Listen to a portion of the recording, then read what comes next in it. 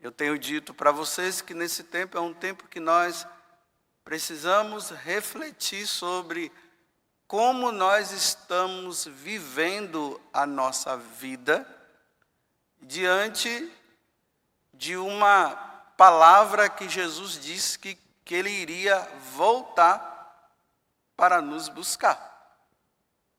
Então, eu tenho dito para vocês, que na primeira vez que Jesus veio, Ele veio para dizer para nós que nós estávamos andando pelo caminho errado e que nós precisávamos voltar para o caminho certo. E aí Ele nasceu lá na gruta de Belém. Depois, Ele vai nos ensinando as coisas. Ele morre e, através da morte, Ele está dizendo para nós: está vendo como eu amo vocês e eu quero que todos se salvem? Eu estou dando a minha vida por vocês, então agora vocês precisam ouvir o que eu estou dizendo. E Ele volta para a casa do Pai dizendo: um dia, a qualquer momento, eu voltarei para buscar aqueles que estão sendo fiéis ao que eu ensinei. Quem for fiel ao que Ele ensinou, vai com Ele para o céu. E quem não foi fiel, vai para a condenação. É simples assim o tempo do advento. Por isso que é um tempo também que a gente precisa fazer penitência, é um tempo de revisão de vida. E a palavra que fica é sempre essa: se Jesus chegar agora, eu estou pronto para ir com Ele ou não?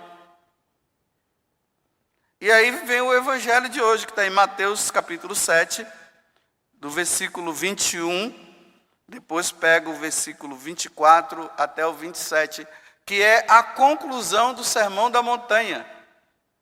Capítulo 5, 6 e 7, aonde Jesus ele faz esse grande sermão, dizendo para aquela multidão que estava seguindo Ele, e para nós também, como nós devemos viver a santidade.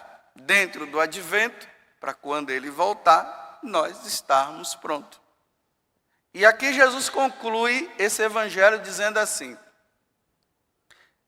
nem todo aquele que me diz, Senhor, Senhor, olha, nem todo aquele que reza o terço, nem todo aquele que faz adoração, nem todo aquele que vai na missa, e assim por diante, entrará no reino dos céus. Mas quem é que entra no reino dos céus? É aquele que põe em prática a vontade do meu Pai, de meu Pai que está nos céus. Olha, nem todo aquele que me diz Senhor, Senhor, só entra no reino dos céus aquele que ouve e põe em prática. Por que eu disse assim, Nem todo aquele que reza o texto, nem todo aquele que faz adoração, nem todo aquele que vai na missa poderá entrar no reino dos céus. Porque eu posso fazer tudo isso e não fazer o que Deus manda. Por exemplo, eu posso rezar o meu terço, mas eu não paro de roubar. Esses dias mesmo eu falei aqui, Olha, quem usa o DIU é abortivo. O DIU mata. Embora tenha divergência entre os médicos dizem isso, outros médicos dizem aquilo, Mas mata. Então o que é que a mulher tem que fazer? Ela, ouvindo Deus dizendo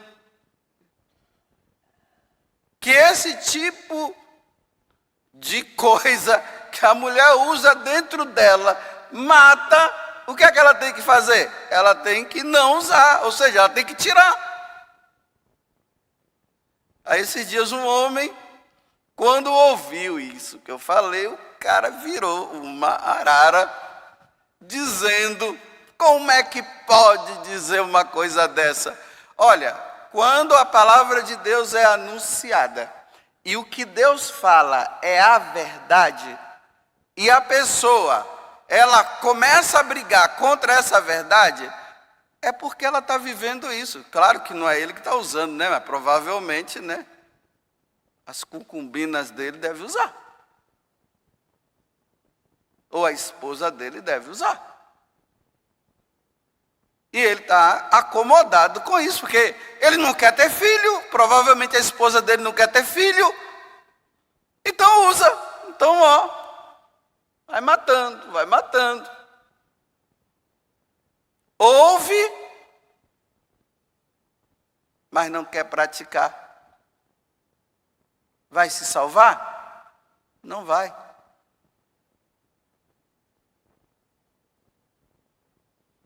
E quando Jesus voltar? Eu fico imaginando as mulheres que usam DIU, quando Jesus voltar, elas vão ser condenadas. Elas não irão para o céu com Jesus, não. Aí você pode dizer assim, não, o Padre Augusto está julgando. Não, eu estou falando uma verdade. Você só vai poder, então, constatar se essa verdade que eu estou falando é verdade mesmo no dia que Jesus voltar, então. Se você que usa o DIU, e Jesus voltar e Jesus te levar, então você vai dizer, está vendo, o Padre José Augusto estava errado. Mas se você for condenado, você vai dizer, ele estava certo. Então qual é o melhor? Ficar ou tirar? Porque mata. Porque nem todo aquele que diz Senhor, Senhor, entrará ao reino do céu. Porque tem muitas mulheres aí que rezam o texto, vai na missa, faz orações bonitas e usa o DIU. Eu estou falando um exemplo, né? Grande. Mas aí cada um vai se colocando, né? Porque provavelmente você não usa mais. Será que não existe alguma coisa que você também vive, você ouve, sabe que está errado e você continua fazendo? Porque nós não sabemos, meus irmãos, a hora que Jesus vai chegar. Santo Efrem, ele dizia o seguinte, que Deus não quis falar para nós o dia que ele iria chegar, porque se ele dissesse que o dia que ele iria chegar, nós iríamos levar uma vida relaxada. Então ele não diz o dia para que nós fiquemos pensando e vigiando, porque olha, vai lá que o Senhor chegue agora e me encontre nessa situação. Eu quero ir para o céu, mas se eu estiver nessa situação e ele chegar agora, eu não irei. Aí vamos relembrar aquela frase que está no Eclesiástico, que de vez em quando eu trago aqui para vocês, porque eu sempre medito. Eclesiástico, capítulo 7, versículo 40. Tudo o que fizerdes, pense no seu fim, e não pecarás. Eu vou fazer determinada coisa, vai contra os mandamentos da lei de Deus. Então eu penso assim, olha, eu devo fazer ou não? Vai contra os mandamentos de Deus. Bem, se eu fizer e Jesus chegar agora, eu não irei com ele. Então sabe o que é que eu vou fazer? Eu não vou fazer. Pronto, é simples. É assim que nós vamos nos preparando. Mas as pessoas, elas não querem se preparar. Elas querem fazer o quê? Elas querem justificar a situação. Não é bem assim, não sei o quê, não fica falando e não sei o quê, porque a igreja fala isso. Aí diz assim, toda essa igreja fica dizendo que não.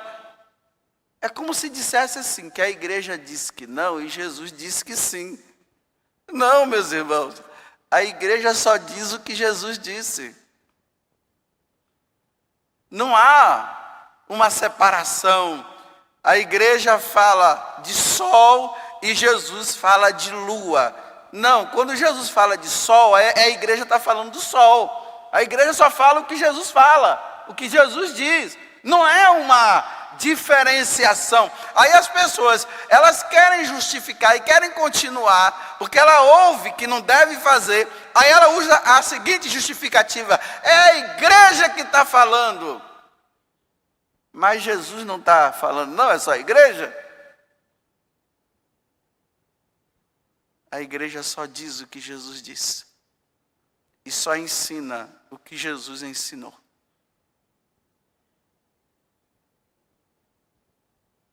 Mas eu gostaria muito de Jesus chegar e ele me encontrar na sem-vergonhice e ele dizer: venha, Padre José Augusto, vamos para o céu. Eu queria que fosse assim. Se fosse assim, olha, você ia encontrar esse padre aqui, o mais sem vergonha de todo. Eu ia ser o melhor, o mais sem vergonha de todos. Porque se é assim, claro, né? Vou fazer minhas sem vergonhices. E depois Jesus, quando ele vier, ele vai me levar, pronto. Mas só que, como não é assim, então eu tenho lutado para não ser um sem vergonha.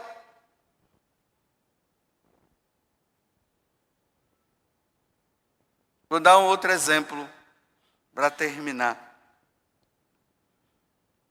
Uma senhora vem conversar comigo: padre, eu não sou casada na igreja. E por isso, padre, eu entendo, eu não sabia, agora eu estou entendendo. Eu não posso receber o sacramento da confissão, né, padre? Mas por que eu não posso receber o sacramento da confissão? Adianta a pessoa confessar o pecado e continuar nele? É por isso que quando uma pessoa não é casada na igreja, vive junta com uma pessoa, e ainda mais quando essa pessoa ela vem de um outro casamento, então ela confessa que está vivendo junto e depois ela volta a viver junto. Então não adianta receber a confissão. Porque toda vez que eu me confesso, eu saio do confessionário com o propósito de não fazer mais aquilo. Por isso que não dá para a pessoa confessar. E aí e também, padre, eu não posso receber a Eucaristia. Porque a pessoa está no estado de pecado grave, ela não pode receber a Eucaristia. Padre, então eu não quero viver essa vida mais.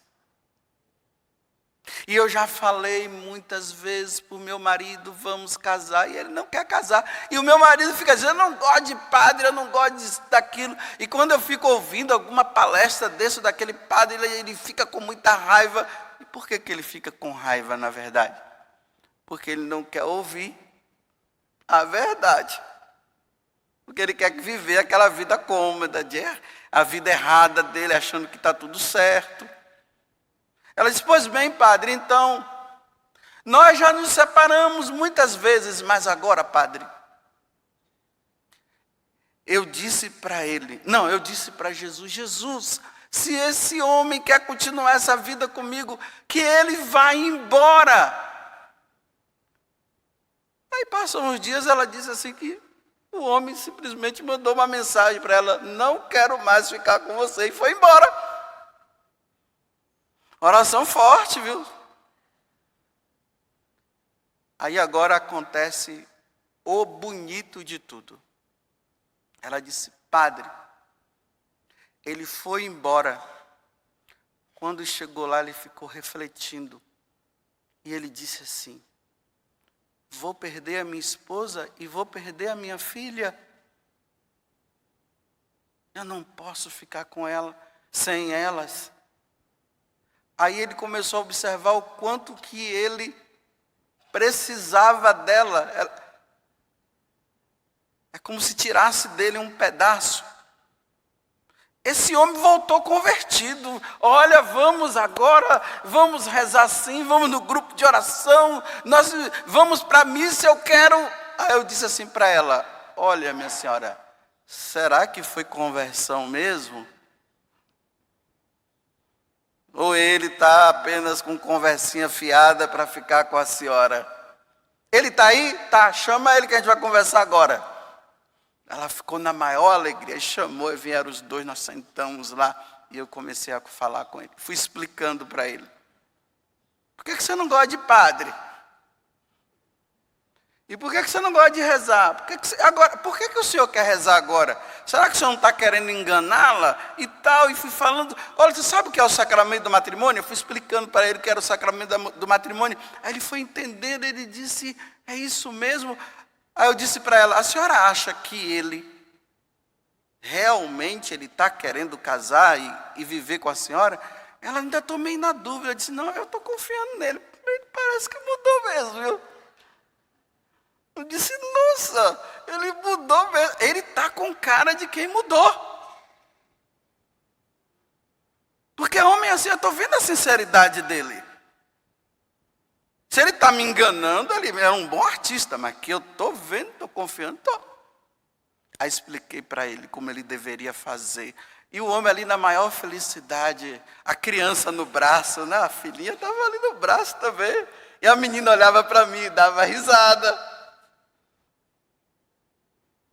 E no final eu disse: vai lá na sua paróquia, conversa com o padre e marca esse casamento o mais rápido possível.